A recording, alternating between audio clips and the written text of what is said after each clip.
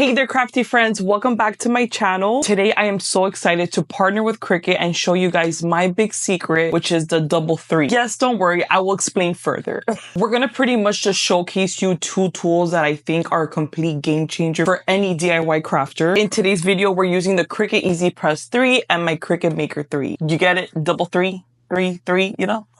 I'm gonna give you guys a super easy to follow tutorial, any Cricut DIY style from beginning to end at the perfect pace. If you watch this all the way through, I promise you, you're gonna end up making 100 shirts by this weekend. So obviously the first thing that I do wanna talk about is the Cricut Easy Press 3. As you guys know already, I do have the Cricut Easy Press 2. It was time for me to upgrade. And to be a little honest with you, I always thought that the Cricut Easy Press 2 was a little bit too big and a little bit too heavy. And then of course, I definitely have the Cricut Mini, which is a staple in any craft room. But I always wish that Cricut would make something in between, not too small, not too big and bulky, something that a true daily DIY crafter could use every single day and not have to break their back. What's really, really cool about the Cricut Easy Press 3 is that it has its own heat app. That means that you will never burn another project again. It happens to the best of us, trust me. This beautiful Easy Press has a start button with a countdown timer. It goes all the way to 400 degrees Fahrenheit, which means that we could definitely sublimate with this as well. It's like a 2-in-1. It heats up extremely fast. Like, this is insane. I can't wait to show you guys later on. Obviously, the handle was built in super convenient. It's very comfortable to grab. This is a 9x9-inch heat plate, which is the perfect size to do any type of project, whether it's shirts, whether it's little tote bags. And what I really, really like, guys, is that it has an auto off feature. I also got this amazing Cricut Easy Press mat. I wanted to go for the longer one because I always see myself doing these weird shaped shirts or weird shaped tote bags, and I always thought that this was more convenient. Obviously, you definitely need some heat resistant tape. This is so important, not only for regular shirt projects that we're going to do, but when it comes to sublimation that we'll be doing in the future. I am making my son his last day of school t-shirt. He is so excited. I never have to like buy shirts anymore. I always just do them myself,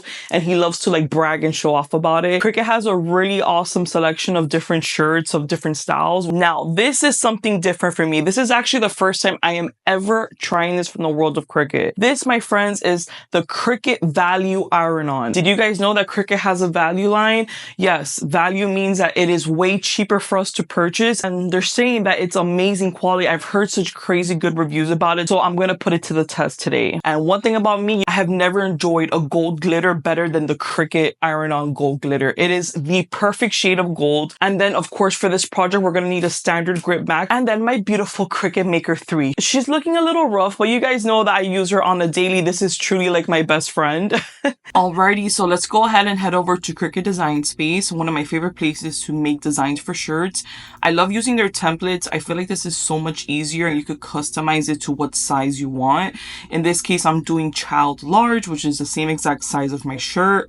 I love how it kind of has a template too, so you know how big or how small it would pretty much look on the shirt. So definitely take advantage of these templates. I went ahead and got one of these designs that says game over. I think it matches my son perfectly. I resized it to how I wanted to, and I'm going to go ahead and click make. Always remember, when working with iron-on vinyl, you're going to toggle on that mirror button, because remember, we got to cut kind of like backwards, but it'll make more sense later on. Now we have to select our cut setting. So since we're using value vinyl for the first time, I'm going to go ahead and go under the section of iron-on. I'm going to look for that value iron-on vinyl. I went ahead and clicked on it, and now let's head over to our mat to prepare. I'm gonna definitely go with black since the sleeves on his shirt is black. So we're gonna go ahead and get our sheet of iron-on vinyl. Again, this is the Value brand. I'm so excited to try this out. When working with iron-on vinyl, you'll notice that one side is very glossy and the other one kind of looks like satin or matte. Okay, now we're gonna definitely need our green Cricut Mat. This is standard grip. Very important when you're working with iron-on vinyl, you have to use a standard grip mat, or you could get away with a light grip mat, which is the light blue ones if it's brand new, because it's still really, really sticky. If you have a brand new mat, it's going to be extremely sticky. So just have a little bit more patience, but mine is a little use and abuse. So it's going to be perfect. All right. So this part is so important when working with iron-on vinyl. The reason why we cut everything mirrored or kind of like backwards is because we need to cut backwards. So again, super important. Glossy side facing down. I'm going to go ahead and put this on my mat. I'm going to give it a really nice smooth down here. Okay, so now we're going to go ahead and open this here. Okay, so now we're going to go ahead and put our mat into our Cricut machine. Notice how your Cricut machine has these little brackets. That means that the mat has to be in between that. Okay, so don't rush doing this. Kind of center it nicely and slowly as surely. There's another 2 little mini brackets here. You're going to go ahead and push it slowly. Then my little light is blinking. I'm going to go ahead and click on it. Then it's going to start sucking in my mat. What it's doing right now, that's pretty much reviewing the mat to make sure it's the right size and it's starting to calibrate itself. Okay, it finished already. So now I'm going to go ahead and click the flashing button, which is the play sign, which means it's ready to cut. Okay, so once it spits it out, it's gonna have another flashing light right here. We're gonna do that and it's gonna completely take out the mat. Alrighty guys, this is my absolute favorite part, I think, of the whole Cricut process is weeding out the vinyl. For me, that is everything is so therapeutic. I always like to start weeding out from the outside in.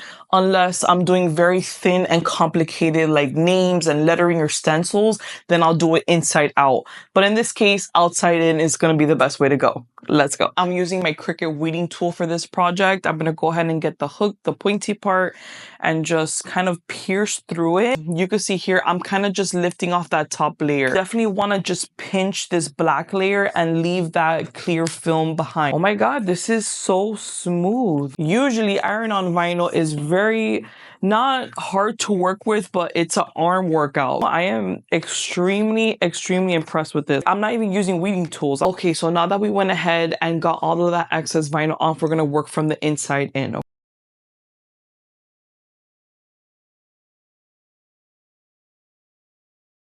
Okay, so I officially finished already weeding out everything I had to do. Now, I know that it still looks confusing because it's still like backwards, but now watch this. I want you guys to do this. Flip around your whole mat. Now, let gravity be your best friend. I want you to lift one side of this mat. I don't want you to bend it completely and crack it, but just kind of lift the side and you see this clear film. Put some pressure with like 3 of your fingers and leave it on the desk, okay? So what you're really doing is removing the mat from the film, not the film from the mat. So I want you to do this. Keep on going. Keep on going. Notice how I'm not completely bending this. I'm kind of rolling it. The reason why I always teach you guys to remove this carefully that way is for 2 reasons. Number 1, you're going to thank me later when it comes to layering different vinyls, because sometimes when you lift the film up, it curls. So you see how this is perfectly straight and it's not curled at all and it's very easy to stack up. And I want you guys to start getting used to that, because when it comes to the part of me teaching how to work really well with permanent vinyl, I need you guys to always use gravity as your best friend. I don't want you guys pulling up because that causes air bubbles. Now, the moment that we've been waiting for, we're going to go ahead and test out our Easy Press 3. I'm so excited. I think one of the coolest features that this Easy Press 3 has is the app that goes with it. A lot of people don't know this, but Cricut does have a heat guide app.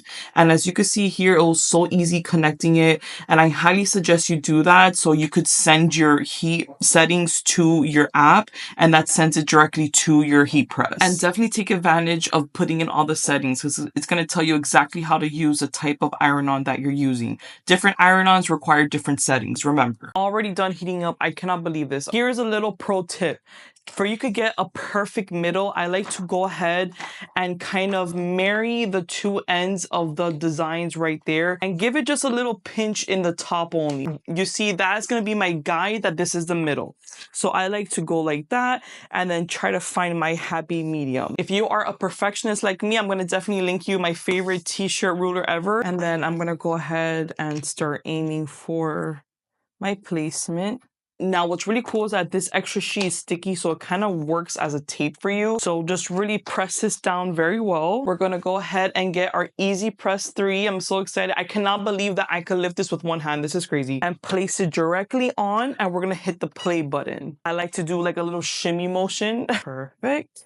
I'm going to let it go off the heat. Okay, so I followed all of the instructions. Now it's telling me to slowly remove the liner once it's cool to touch. Now it's time to remove this carrier sheet. You're going to go ahead and grab it from the corner.